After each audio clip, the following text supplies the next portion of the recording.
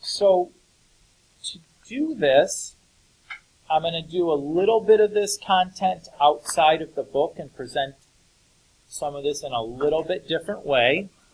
So solving, we're definitely going to use the book and do some book work for the solving parts. These two things, we're going to be a little bit more out of the book, so the notes will be kind of more representative of what I'm going to ask you to do than using the textbook for these two topics. Grace? Of course.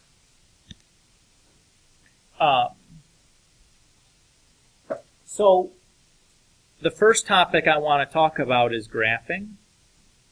But before I can talk about graphing, let's kind of define what we mean by a quadratic function and talk a little bit about that.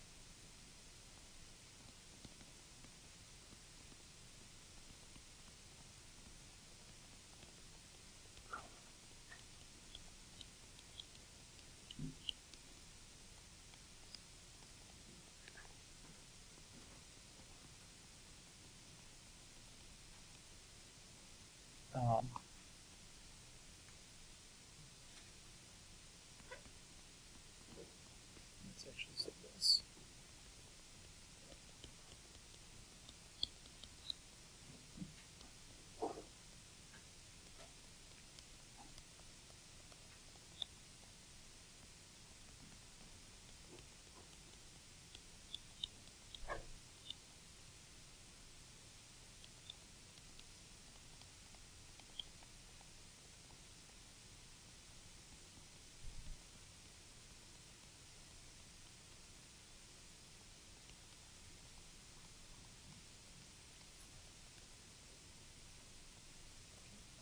So when we talk about a quadratic function, there's kind of three different ways that we might represent that quadratic function.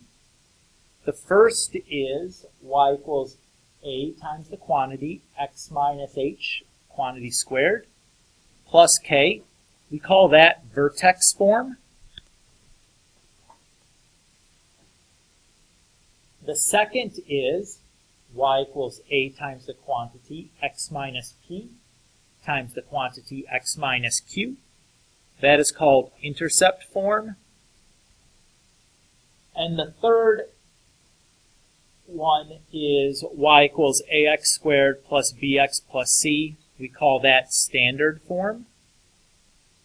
In all three of these instances, we have the requirement that a is non-zero. The reason we do that is, if a is 0, what would happen to the first equation? Well, all of this stuff would drop out and you just have y equals k. That's just a constant function, right? Y equals a number like y equals 2. Not quadratic. If a was 0 in the second equation, I would just get straight up y equals 0, which again is a constant function. That's not what we're talking about. If a was 0 in the third equation, I'd have y equals bx plus c. That's a linear equation. That's not what we want to be talking about. So in order for us to still be talking about a quadratic function, we need to restrict a to be non-zero. Is everybody okay with that idea? So today what we're going to do is we're going to talk about graphing each one of these. An important part about graphing these is being able to find the vertex. So let's start talking about that.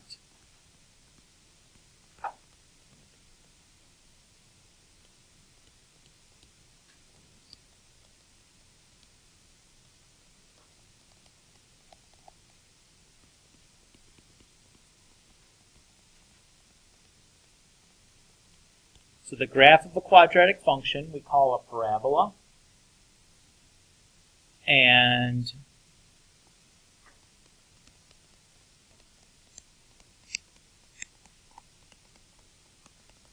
what a parabola looks like, if this is our xy axis, our parabola looks like a U, or it looks like an upside down U. Okay?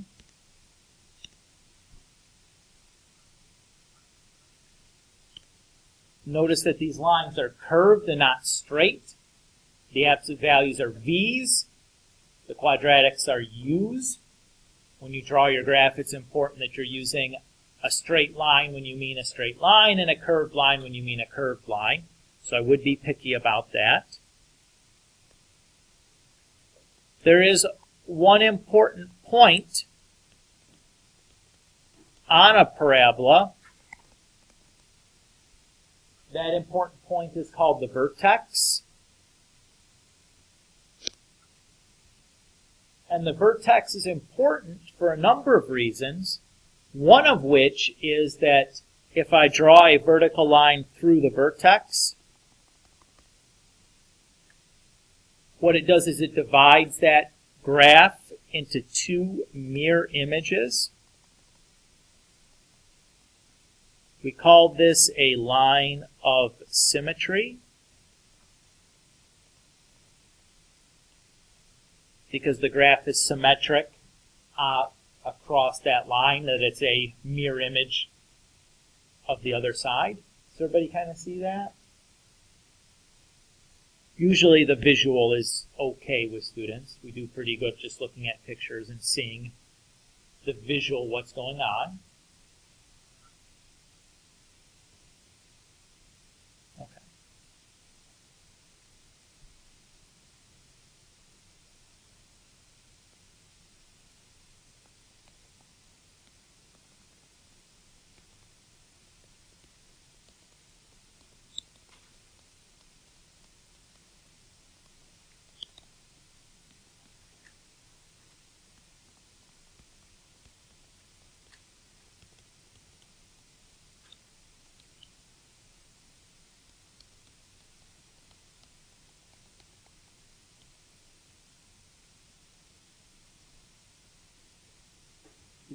And instead of writing this as y equals, I'm going to write it as f of x because that's going to make the notation here a little bit easier for me.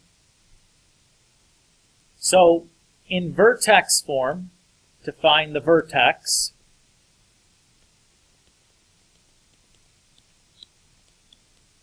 it's really easy. It's just h comma k. What is this similar to?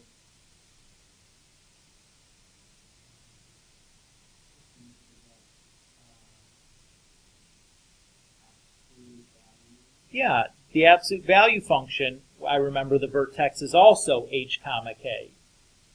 Everybody kind of remember that?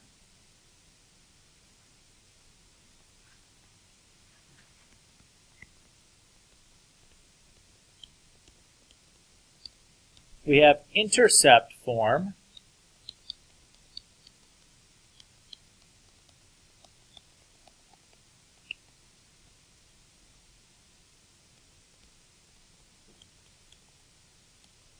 Here the vertex is a little bit more complicated. The x-coordinate is going to be p plus q divided by 2.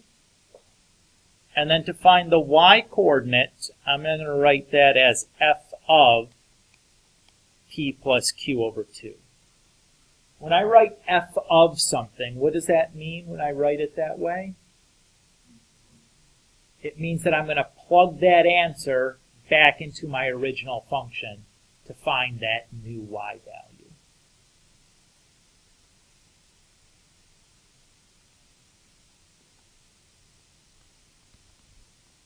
Don't worry, we're going to do some numeric examples in just a moment.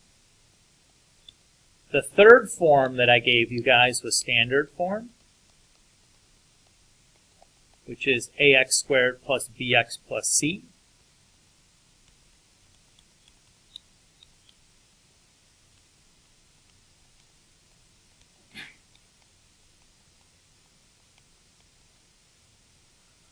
So the vertex for standard form is negative b over 2a, and then f of that negative b over 2a.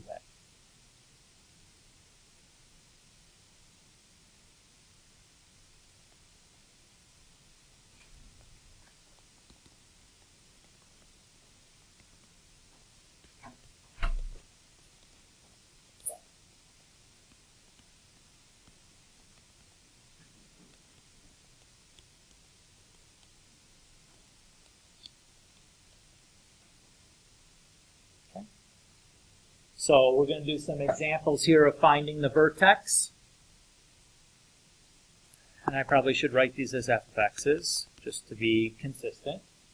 So if I have the function f of x equals negative 3 plus 2 minus 5, which form is this in? Vertex form, intercept form, or standard form?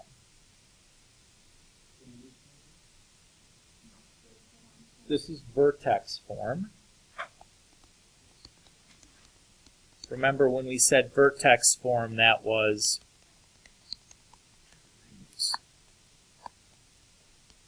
a times x minus h squared plus k. So that's definitely what we have here, right? In vertex form, I can identify my values for a, for h, and for k as negative 3, negative 2, and negative 5. Is everybody okay with how I did that?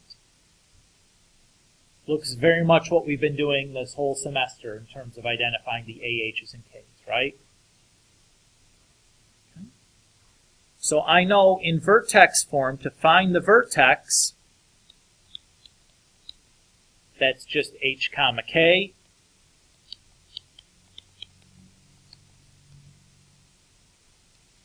So my answer is negative 2, negative 5.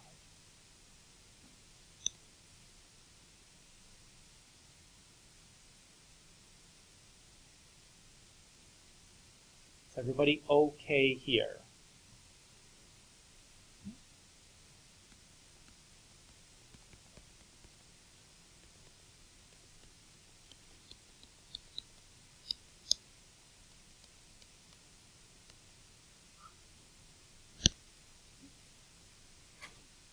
So let's look at f of x equals negative 2 times x plus 3 times x minus 5.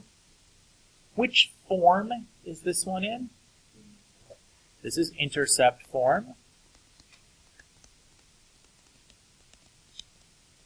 Remember, intercept form is y equals a times x minus p times x minus q. So just like before, what I'm going to do is I'm going to identify my values for a, for p, and for q. What's my value for a in this case? Negative 2. What's my value for p? Negative 3 is correct. Notice because my general form has a negative sign in front of the p, and I have a plus sign here, I have to think about that as minus a negative 3. We've done that a bunch of times. That should be a familiar trick. And my value for q is 5, positive 5. Very good. So I know that for intercept form, my vertex is p plus q over 2, and then f of p plus q over 2. So in our case, p plus q over 2 is negative 3 plus 5 divided by 2, which comes out to be 1. Is everybody okay with that?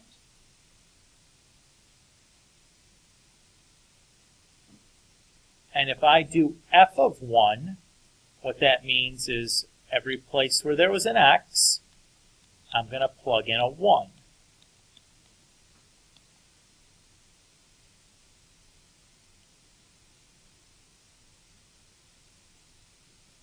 So far, so good.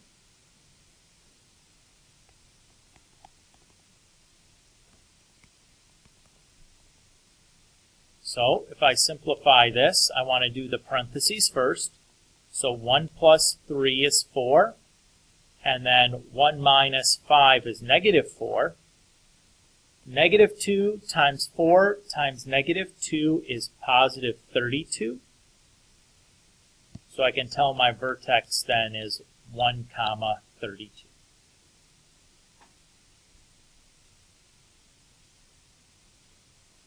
Is everybody okay with that? Okay. Again, I'm writing a lot down for these problems and showing a lot of work. It's not always necessary you're doing all of the things that I am doing, but considering these are notes and the first time you're doing it, I err on the side of maybe writing down more than I need to. So it's clear like what equations I'm using and what I'm doing and all of that, okay? So if you're like, you're writing so much down, this is taking forever. I know, it's on purpose, okay?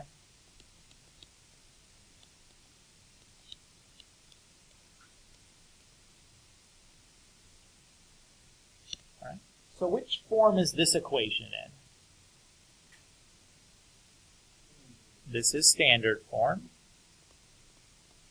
So notice that that's been the first question I've asked myself each time, because I need to know what form it's in order to know which equation to use to find that vertex. So I'll start by identifying my values for A, for B, and for C.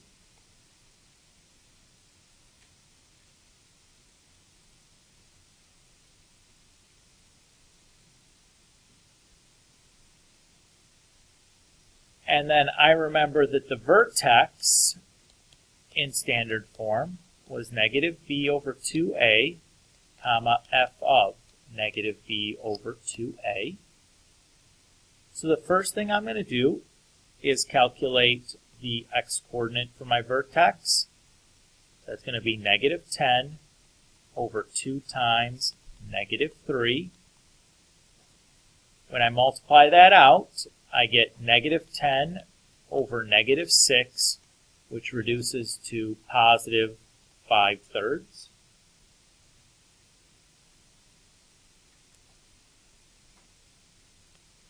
Now to calculate v of y, I'm going to go ahead and plug in my answer. Every place where there was an x in my original equation, I'm going to replace it with this positive 5/3. Everybody so far so good? What I need to do now is to simplify my equation, or simplify this expression, I guess. So in the order of operations, the first thing I should do here is the exponent. So I have 5 over 3 squared is the first thing I need to do. How do I square a fraction?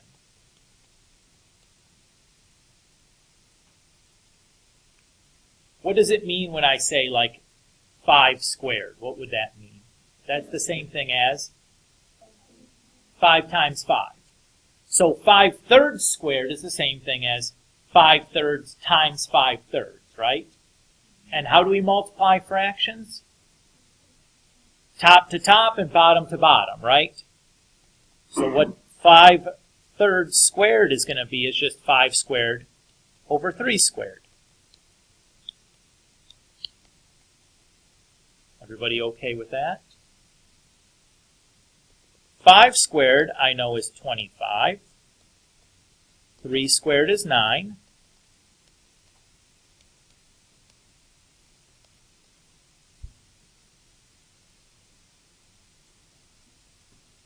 Everybody so far so good? Okay. The next thing I should do then in my order of operations is multiplication. So to multiply negative 3 and 25/9, I'm going to think about that as negative 3 over 1 times 25/9. And I can multiply again straight across, or I can simplify as I multiply. And that's what I'm going to do here. So notice the 3 and the 9 can kind of cancel. So that first fraction becomes negative 25/3. Everybody okay there? The second set I'm going to think about as 10 over 1. There's no simplifying that can happen here, so I'll just multiply straight across. So 10 times 5 is 50. 3 times 1 is 3. And then I have this minus 3 at the end. Now, in order to add fractions, what do I need to have? Common denominator. In this case, what would my common denominator be?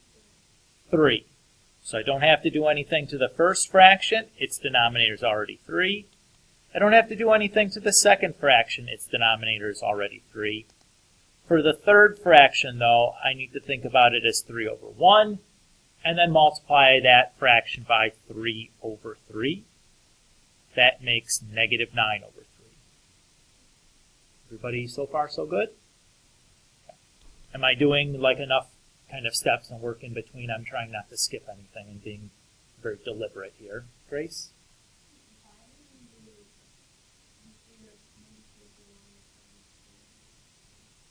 In order to add fractions, I need to have a common denominator.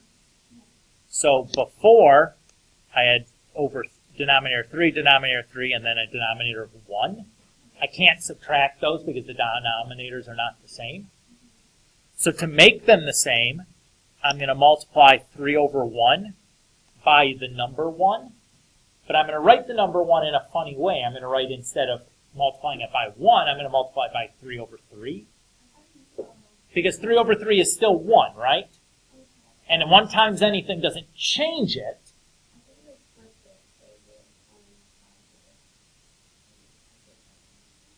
Okay. Do you feel you're satisfied, though? Okay. So there's no flipping that's going to happen when adding or subtracting fractions.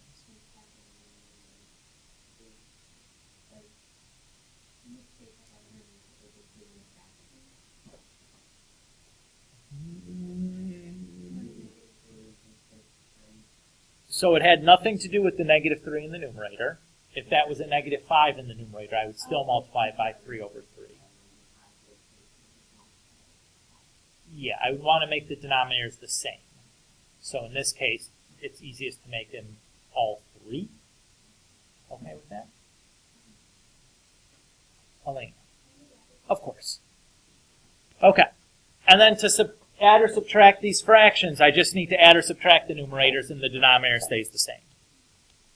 Negative 20 plus 50 is positive 25, and then minus 9 is positive 16.